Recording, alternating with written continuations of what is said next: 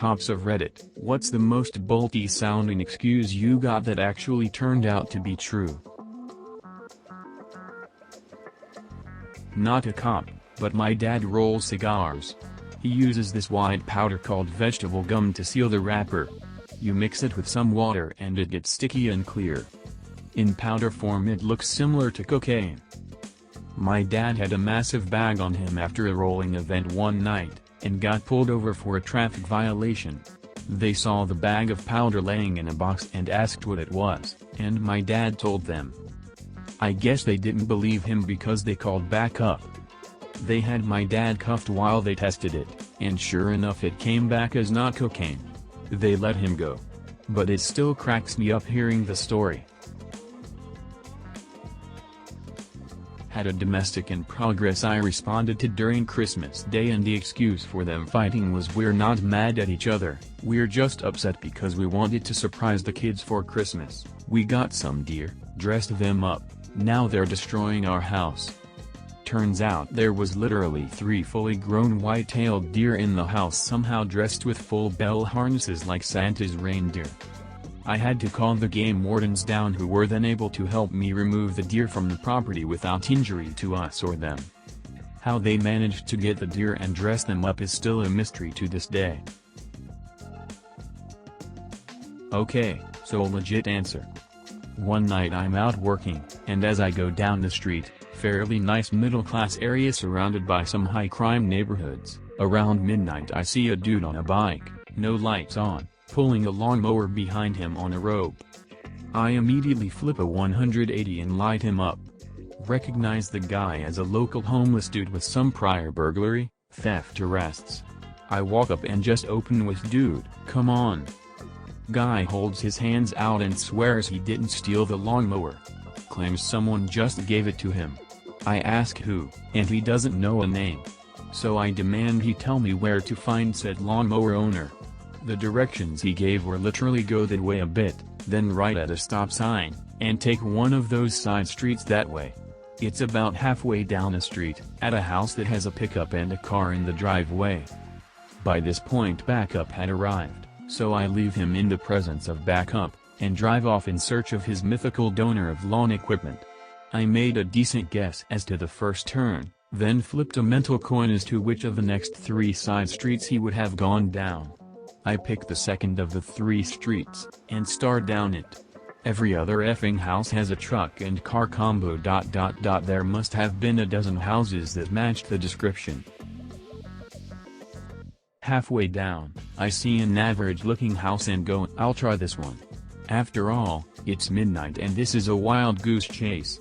Go up, ring the doorbell. Middle-aged dude comes to the door. Hello sir, have you been giving away lawnmowers to random sketchy homeless guys at midnight today? Yes. As a matter of fact, he had. Homeowner goes on to complain to me that his wife was upset at his continual inability to get the mower running, and had ordered him with some severity to remove the mower from the house or face the consequences. He pushed it to the curb right as homeless guy rode by, and the latter had asked and received his permission to take it. I drove back in shock and amazement. Apologized to homeless guy, and sent him on his way. A few months later we ran into each other at a nearby gas station, and he told me it turned out just to need a new spark plug, and that he had gotten it running again, before going on to sell it for $150 to someone. 4 years after, whenever I would run into him, he would always make sure to remind me of the money he made from selling that stolen lawnmower. LOL. One of the funnier ones that I remember. We got a call for a kid, he was 18 and a gang member, brandishing a firearm. He had pulled up his shirt pretending to brandish a firearm to intimidate somebody. The person calling only saw a holster. After we got there, he kept telling us it wasn't a gun but a dildo. We took him down at gunpoint and he was right.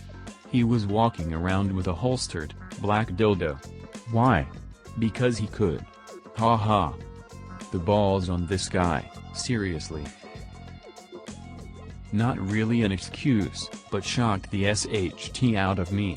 I've always been told a diabetic with high blood sugar acts the same as someone who is drunk. Get a call for a car all over the road, hitting trash cans on the side of the road and whatnot. We stop the car and get the driver out. He's slurring his speech like no other, can't maintain his balance to save his life. Fails all the sobriety tests, but blue zeros on the PBT. He denied drinking and swears up and down he didn't do any drugs, never mentions the diabetes. We're all scratching our heads and I remember the blood sugar thing. Call medical to our location and sure as shit his blood sugar was 550, and he finally remembers that he hadn't taken insulin in 8 hours. My dad is an officer and he pulled someone over for speeding and running a red light and they said their breast implant burst. He called EMS to rush them to the hospital and turned out it did, and it's actually very dangerous if they leak. Edit. Thanks for my first silver edit, it's not actually as dangerous as I thought. Thanks to the plastic surgeons that commented. Do you know why I pulled you over? My boob exploded. One of the few occasions where calm your tits could be taken literally. Thank you for making it to the end of the video. Please accept the obligatory cat tax. Please like and subscribe for more videos.